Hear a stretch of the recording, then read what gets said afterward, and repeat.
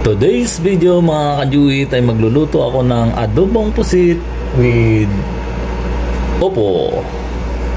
Yan, painitin lang natin yung ating kawali.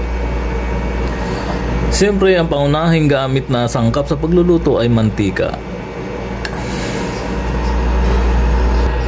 Painitin lang ng husto ang mantika at saka ilalagay ang bawang, luya,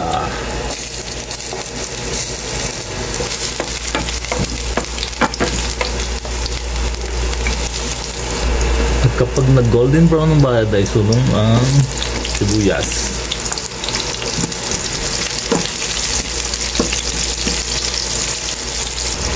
Lutuin lang din ng husto ang sibuyas.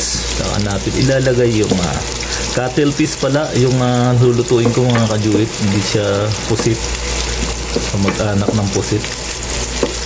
Ayan yung picture nya.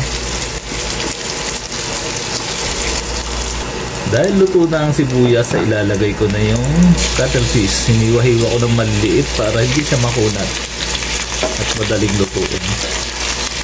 2 piraso na malalaking cuttlefish ito mga kajuit. Ayan, halu-haluin lang natin.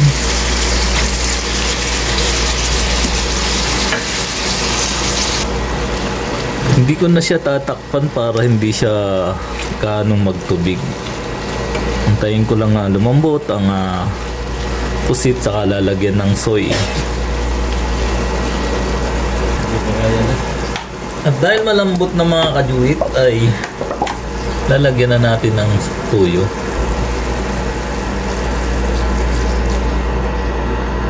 Maglagay rin ng pamintang durog.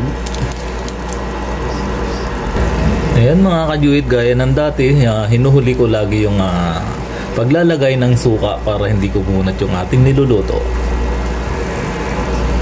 Lalagyan ko rin siya ng upo mga kajuit para dumami yung ulam namin. Ginisang pusit at upo. Masarap rin naman kasi yung may gulay. Ayan, meron na kaming almusal, meron pa kaming tanghalian.